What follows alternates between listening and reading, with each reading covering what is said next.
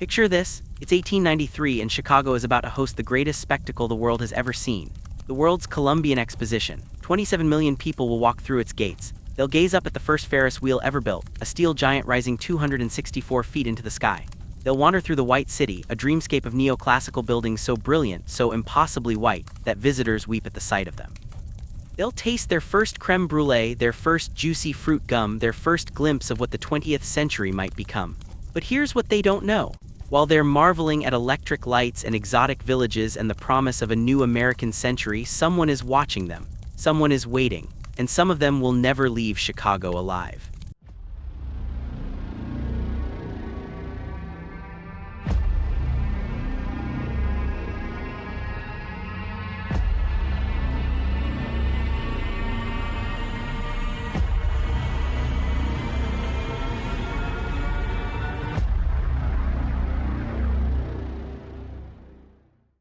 His name is Herman Webster Mudgett, but you'll know him as H. Holmes. Handsome, charming, with piercing blue eyes and a soft voice that makes people trust him instantly. He's a doctor, or at least he was trained as one. He's a businessman, or so he tells everyone.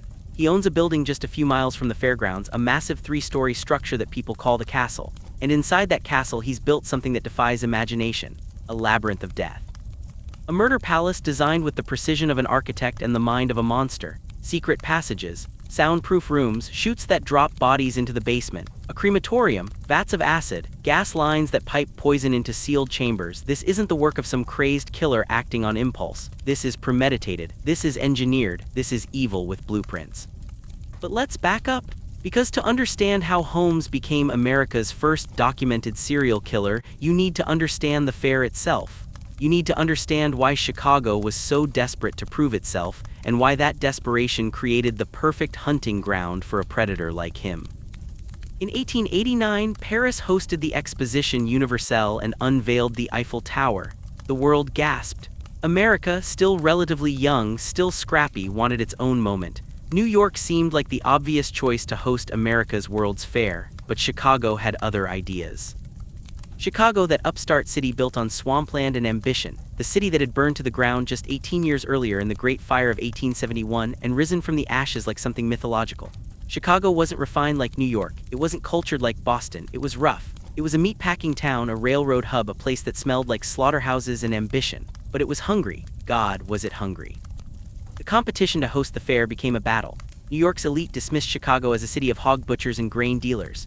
But Chicago's businessmen, men like Marshall Field and Philip Armour, threw money at the problem. They raised millions. They lobbied Congress. They made promises that seemed impossible. And somehow impossibly they won. Chicago would host the world's Columbian Exposition, celebrating the 400th anniversary of Columbus's arrival in the Americas. They had just 2 years to build it. 2 years to create something that would make Paris's Eiffel Tower look like a warm-up act. The pressure was astronomical. New York was waiting for Chicago to fail. The whole world was watching. The city's leaders turned to an architect named Daniel Burnham, a tall, imposing man with a gift for seeing the impossible and making it real. Burnham was given an empty stretch of swampland along Lake Michigan and told to build a dream. He assembled the greatest architects in America: Louis Sullivan, Charles McKim. Frederick Law Olmsted, the man who designed Central Park, was brought in to landscape the grounds. They called themselves the White City Builders, and what they created was nothing short of miraculous.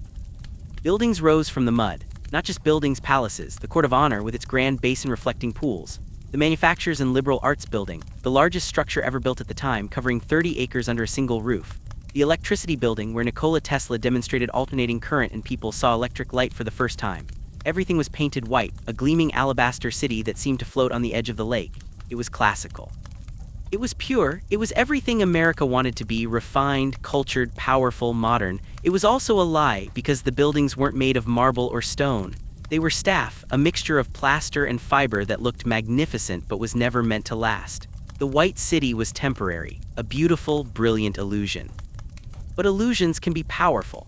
When the fair opened on May 1, 1893, despite delays and disasters and the very real possibility it would never happen, people came. They came from every state, they came from every country, they rode the new elevated trains, they stayed in hotels and boarding houses, they poured money into Chicago's economy, and some of them, the unlucky ones, found their way to Holmes.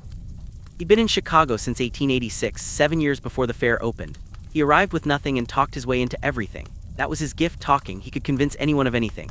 He took a job at a pharmacy owned by an elderly woman, Mrs. Holton, whose husband had just died. Within months, Holmes convinced her to sell him the pharmacy on credit. Then Mrs. Holton disappeared. Holmes told people she'd moved to California. No one questioned it. Why would they?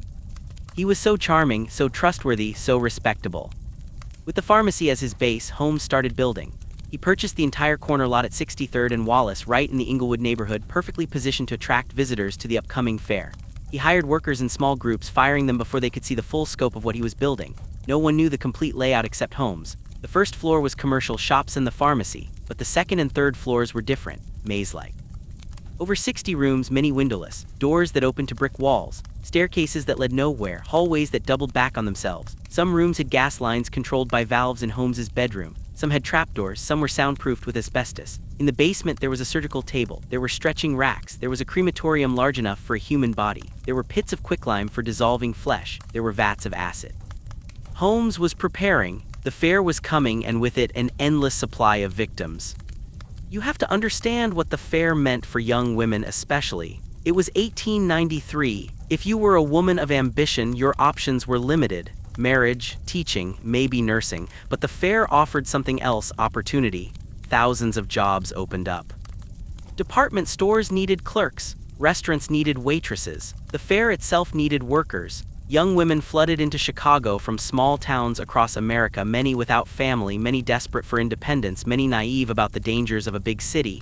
They were perfect targets, invisible, transient, women who wouldn't be immediately missed. Holmes placed advertisements in newspapers. Rooms for rent, respectable establishments, safe for young ladies. They came to the castle, drawn by his charm and his reasonable rates. He'd greet them personally, those blue eyes crinkling with warmth. He'd show them clean rooms, promise them security. He'd offer some of them jobs in his pharmacy. He'd gain their trust. And then, when the moment was right, he'd kill them. Not all at once, not in any way that would draw attention. He was patient, he was methodical. Emmeline Sigrand, a beautiful young woman who worked as his stenographer. She disappeared in December 1892, months before the fair opened.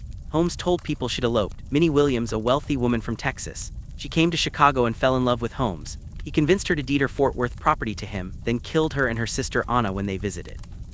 Julia Smythe, the wife of one of his employees, Holmes seduced her, promised her a new life. She and her daughter Pearl disappeared. Holmes said they'd gone to visit family. The exact number of victims will never be known. Holmes himself claimed 27. Some investigators believed it was over 200. Bodies dissolved in acid leave no trace. Bodies burned in a crematorium leave only ash. The basement of the castle was a charnel house, but Holmes was meticulous about cleanup. He even had an arrangement with a local medical school. He'd sell them skeletons, telling them they were from cadavers he'd acquired legally. Some of those skeletons were his victims, their flesh stripped away, their bones articulated and sold for profit. He didn't just kill for pleasure. He killed for money, insurance fraud, theft. He'd take out life insurance policies on his victims before murdering them. He'd steal their belongings, their jewelry, their identities. And through it all, the fair blazed with light and wonder. Buffalo Bill's Wild West show set up just outside the grounds, drawing massive crowds. Little Egypt performed her scandalous belly dance in the midway. The Ferris wheel, George Washington Gale Ferris's answer to the Eiffel Tower, lifted riders into the sky in glass-enclosed cars, giving them a view of the entire white city spread below them like a jeweled kingdom. Frederick Douglass gave a speech on Colored People's Day, a complicated moment of both inclusion and segregation. Scott Joplin played ragtime. The world tasted Pabst Blue Ribbon beer and Aunt Jemima pancake mix and shredded wheat for the first time. Houdini performed. Thomas Edison displayed his kinetoscope. The fair was everything America promised: innovation, democracy, culture, progress. The future on display for the price of admission. But the future had shadows. The fair opened during the Panic of 1893, a brutal economic depression that would eventually close banks and ruin fortunes. Unemployment soared, labor strikes turned violent. The Pullman strike would explode in 1894, just a year after the fair closed, revealing the deep class tensions the white city tried to plaster over. And then there was the question of who this fair was for. Native Americans were displayed in human zoos. African Americans were largely excluded from participation, relegated to menial labor or degrading exhibits. The fair celebrated progress, but it was a selective, whitewashed version of progress that ignored the suffering it was built on. Holmes thrived in this environment. The chaos of the city, the transient population, the focus on spectacle rather than scrutiny, it all worked in his favor. He moved through Chicago society like a ghost. He married multiple women without divorcing previous wives. He borrowed money he never repaid. He opened businesses that were fronts for fraud. He was always one step ahead of creditors, one smooth explanation away from consequences. He was, in many ways, the dark mirror of the fair itself, a beautiful facade hiding something rotten. The fair closed in October 1893. It had succeeded beyond anyone's dreams. 27 million visitors over 6 months. It changed architecture, introducing the Beaux Arts style that would dominate American cities for decades. It changed urban planning. Burnham's vision of the city beautiful would influence development across the country. It changed culture, proving that America could compete on the world stage, that Chicago specifically could rise from disaster to glory. But it also bankrupted many of its investors, left hundreds unemployed when the temporary jobs evaporated, and after it closed, most of the White City was destroyed by fire or demolition. The beautiful buildings were never meant to last. They were staff and plaster, not stone and marble. They crumbled quickly, leaving only photographs and memories. Holmes's castle, though, that was built to last. After the fair, he continued killing, but his luck was running out. Creditors were closing in. Police were starting to ask questions about missing women. In 1894, Holmes fled Chicago. He traveled to Texas, to Philadelphia, scheming new frauds, new murders. He killed Benjamin Peitzel, his former partner, and 3 of Peitzel's children. It was this crime, sloppy compared to his earlier work, that finally caught up with him. A detective named Frank Jayer tracked Holmes across the country, following a trail of rented houses and shallow graves. In Philadelphia, he found the bodies of 2 of the Peitzel children buried in a basement. In Toronto, he found the 3rd, a boy whose bones had been scattered. The investigation led back to Chicago, to the castle. When police finally searched the building in July 1895, they found the horror show Holmes had created. Secret passages, hidden rooms, the surgical table, the crematorium. The acid vats, evidence of torture and murder. The press went insane. Holmes's horror castle dominated headlines. People lined up to tour the building, morbid curiosity overcoming common decency. Holmes was arrested, tried, and convicted of murder. He confessed to 27 killings, though his confessions were unreliable. He lied constantly, even about his crimes, sometimes claiming victims who were still alive, sometimes minimizing his actions. He was hanged on May 7, 1896 at Moyamensing Prison in Philadelphia. He was 34 years old. His last words were a claim of innocence, which no one believed. Before his execution, he requested that his coffin be encased in cement and buried 10 feet deep, fearing that his body would be stolen and dissected like he'd done to so many of his victims. His request was granted, even in death. Holmes controlled his narrative. The castle burned down in August 1895 while Holmes was awaiting execution. The fire was suspicious. Many believed it was arson, either by Holmes's associates trying to destroy evidence or by neighbors who wanted the cursed building gone. Whatever the cause, it was destroyed, leaving only the foundation and the stories. And the stories have never stopped. Holmes has become America's boogeyman, the prototype for every serial killer who came after. The methodical planning, the charm that disarmed victims, the lack of empathy, the ability to compartmentalize, to kill in the morning and sell insurance in the afternoon without missing a beat. He was Ted Bundy before Bundy. He was John Wayne Gacy before Gacy. He proved that monsters don't always look like monsters. Sometimes they look like respectable businessmen. Sometimes they smile and shake your hand and offer you a room for a reasonable rate. The juxtaposition is what haunts us, isn't it? The White City and the murder castle. The greatest celebration of human achievement alongside the darkest expression of human depravity. They existed in the same city at the same time, drawing from the same pool of hopeful people seeking something better. The fair promised the future, clean, electric, gleaming with possibility. Holmes offered the same promise in his way: a job, a room, a chance. And for some, that promise led to a soundproof room and a gas line controlled from his bedroom.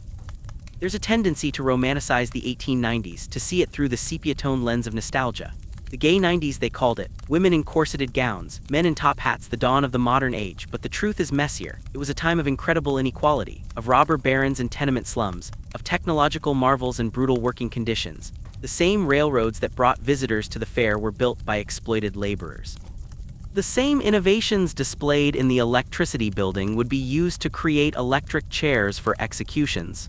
Progress and horror intertwined. Holmes understood this duality instinctively. He was a product of his time, ambitious, ruthless, willing to do anything to succeed in a capitalist system that rewarded exactly those traits. He just took it further than most, further than anyone had before. He industrialized murder. He created a system, a process, a building designed specifically for killing. He was efficient. He was profitable. He was American capitalism taken to its darkest extreme. The people who walked through the gates of the world's Columbian Exposition in 1893 were looking for wonder. They found it. They saw the future. They saw what humanity could build when it dreamed big enough. But some of them, the ones who made the wrong turn, who knocked on the wrong door, who trusted the wrong charming man with blue eyes, they found something else. They found the shadow that follows every dream. They found the monster hiding in plain sight. That's the real story of the devil in the White City. Not just that a serial killer operated during a World's Fair, but that he was able to operate because of the World's Fair. The chaos, the crowds, the focus on spectacle, it created cover. The same forces that built the White City, that drew millions of people to Chicago, that promised opportunity and progress, those same forces fed Holmes's murder machine. The fair needed workers, visitors, dreamers. Holmes needed victims. They drew from the same well. And when it was all over, when the fair was demolished and Holmes was hanged, and the 20th century arrived with all its promise and terror, the lesson remained. Beauty and horror can coexist. Progress has a shadow. The same human ingenuity that builds Ferris wheels and electric lights can build murder castles and gas chambers. We contain multitudes as a species. The capacity for incredible creation and unthinkable destruction lives in us simultaneously. The world's Columbian Exposition changed America. It introduced urban planning concepts that shaped our cities. It showcased innovations that defined the modern age. It proved that Americans could dream big and execute bigger. It was a triumph, but it also provided cover for one of the most prolific serial killers in American history, a man who killed with impunity while the world gazed at electric lights and marveled at the future. That contrast, that awful juxtaposition, tells us something true about who we are. We build white cities and murder castles. We create beauty and horror. We are capable of both, always, in every generation.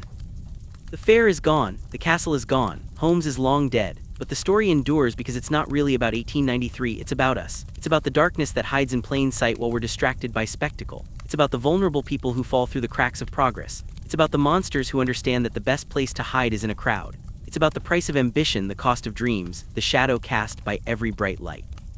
27 million people visited the fair. Most of them left with memories of wonder. Some never left at all. And that's the story you won't find in the official histories, the commemorative albums, the triumphant accounts of Chicago's great achievement.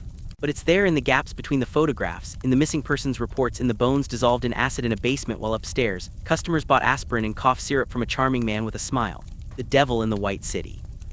America's greatest fair and America's first serial killer, forever linked, forever inseparable, forever reminding us that every paradise has a serpent, and sometimes that serpent is us.